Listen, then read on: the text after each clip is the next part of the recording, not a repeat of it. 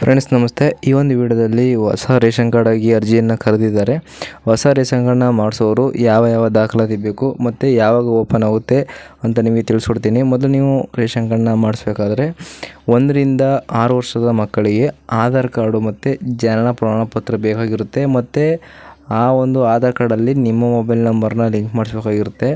ಮತ್ತು ಇನ್ನು 6 ವರ್ಷದಿಂದ ಮೇಲ್ಪಟ್ಟವರಿಗೆ ಅಂದರೆ ದೊಡ್ಡ ಒಂದು ಏಜಿನವರಿಗೆ ಆಧಾರ್ ಕಾರ್ಡು ಮತ್ತು ಇನ್ಕಮ್ಮು ಕ್ಯಾಸ್ಟ್ 3 ಬೇಕಾಗಿರುತ್ತೆ.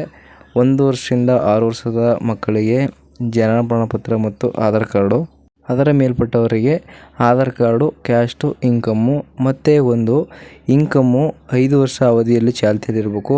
ಅಕಸ್ಮಾತ್ ಅದು ಮುಗಿದೋಗಿದ್ರೆ ಅಥವಾ ಡೇಟ್ ಎಕ್ಸ್ಪೈರ್ ಆಗಿದರೆ ನೀವು ಹೊಸ ಇನ್ಕಮನ್ನು ಅರ್ಜಿ ಸಲ್ಲಿಸುವ ಹಿಂದಿನ ದಿನವೇ ಪಡ್ಕೊಳ್ಬೇಕಾಗಿರುತ್ತೆ. ಅಂದರೆ ಇನ್ಕಮನ್ನು ಅಪ್ಲೈ ಮಾಡ್ಕೊಂಡು ತಗೊಂಡಿರ್ಬೇಕಾಗುತ್ತೆ. ನಿಮ್ಮ ಹತ್ರ ಅಕ್ನಾಲಜ್ಮೆಂಟ್ ಇದ್ರೆ ನಡೆಯಲ್ಲ. ಇನ್ಕಮು ಜನ್ರೇಟ್ ಆಗಿ ಅಪ್ರೂವಲ್ ಆಗಿರ್ಬೇಕು. ಮತ್ತು ಇನ್ಕಮ ಮಾಡಿಸಿ ಮಡಿಕೊಳ್ಳಿ. ಇಲ್ಲಾಂದರೆ ನೀವು ಅರ್ಜಿಯನ್ನು ಹಾಕೋಕ್ಕೆ ಬರೋಲ್ಲ, ಯಾಕಂದರೆ ತಗೊಳ್ಳೋದು ಇಲ್ಲ. ಇನ್ನು ಮತ್ತು ನಿಮಗೆ ಇನ್ನೇನು ಬೇಕಪ್ಪ ಅಂದರೆ 1ರಿಂದ 6 ವರ್ಷದ ಮಕ್ಕಳಿಗೆ ಆಧಾರ್ ಕಾರ್ಡು, ಜನನ ಪ್ರಮಾಣಪತ್ರ, ಅದ್ರ ಮೇಲ್ಪಟ್ಟವರಿಗೆ ಕ್ಯಾಸ್ಟು, ಇನ್ಕಮು, ಆಧಾರ್ ಕಾರ್ಡು. ಅದು ಬಿಟ್ಟರೆ ನಿಮಗೆ ಕರೆಂಟ್ ಬಿಲ್ ಬೇಕಾಗುತ್ತೆ. ಅಕಸ್ಮಾತ್ ಕರೆಂಟ್ ಬಿಲ್ ಇಲ್ಲ, ನಾವು ಬಾಡಿಗೆ ಮನೇಲಿದ್ದೀವಿ ಅಂದ್ರೆ ಏನೋ ಮ್ಯಾಂಡೇಟ್ರಿ ಆಗೋಲ್ಲ. Main Aadhaar card, caste, income ಇಷ್ಟೊಂದು ಬೇಕಾಗಿರುತ್ತೆ. ಹಾಕ್ಬೇಕಾದ್ರೆ ನೀವು ಸ್ವತಃ ತಮ್ಮ ಕೊಟ್ಟು ಹಾಕಿಸ್ಬೋದು, ಇಲ್ಲ OTP ಮುಖಾಂತರ ಹಾಕ್ಬೋದು. ನೀವು ಮೊದಲು ನಿಮ್ಮ ಮೊಬೈಲ್ನಲ್ಲಿ ಆಹಾರ ಇಲಾಖೆ ಅಂತ ಇರುತ್ತೆ.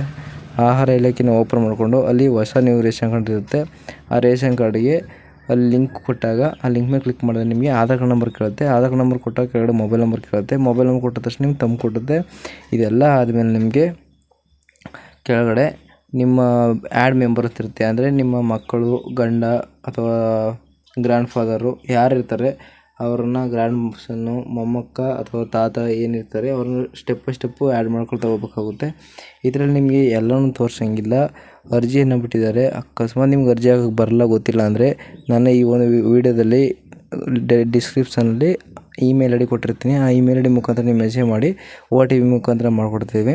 ಮತ್ತು ನೀವು ನೋಡ್ತಿರ್ಬೋದು, ಇದೆಲ್ಲ ಆದಮೇಲೆ ನಿಮಗೆ ಪಂಚಾಯತಿ ಕೇಳುತ್ತೆ, ವಾರ್ಡ್ ಕೇಳುತ್ತೆ, ನಿಮ್ಮ ಊರು ಕೇಳುತ್ತೆ. ಕ್ಯಾಸ್ಟು, ಇನ್ಕಮ್ ಎಲ್ಲ ಕೊಟ್ಟಾದಮೇಲೆ ನಿಮಗೆ ಈ ರೀತಿ ಫೋಟೋ ಶೋ ಆಗುತ್ತೆ. ನಿಮಗೆ ಪೂರ್ತಿ ಎಲ್ಲ ಅರ್ಜಿ ಎಲ್ಲ ಹಾಕಾದ್ಮೇಲೆ ನಿಮಗೆ ಏನು ಬರುತ್ತಪ್ಪ ಅಂದರೆ ಒಂದು ಅಕ್ನಾಲಜ್ಮೆಂಟ್ ಬರುತ್ತೆ. ಇಲ್ಲಿ ನೋಡ್ತಿರ್ಬೋದು ನೀವು ಅಲ್ಲಿ ನೆಕ್ಸ್ಟ್ ಅಂತ ಕೊಟ್ಟಾಗ ಈ ಲಾಸ್ಟಲ್ಲಿ ಸಬ್ಮಿಟ್ ಬರುತ್ತೆ. ಇಲ್ಲಿ ನೆಕ್ಸ್ಟ್ ಅಂತ ಕೊಟ್ಟ ತಕ್ಷಣ ನಿಮಗೆ ಈ ರೀತಿ ಅಕ್ನಾಲಜ್ಮೆಂಟ್ ಬರುತ್ತೆ. ಈ ಅಕ್ನಾಲಜ್ಮೆಂಟನ್ನು ನೀವು 7 ದಿನಗಳ ಒಳಗಡೆ ನಿಮ್ಮ ನಿಯರೆಸ್ಟು ಅಂದರೆ ನಿಮ್ಮ ಹತ್ತಿರದ ಆಹಾರ ಇಲಾಖೆ ಅಥವಾ ಫುಡ್ ಇನ್ಸ್ಪೆಕ್ಟರ್ ಹತ್ರ ಕೊಟ್ಟು ಅವತ್ತೇ ನೀವು ಅಪ್ರೂವ್ ಮಾಡಿಸ್ಕೊಳ್ಬೇಕಾಗುತ್ತೆ.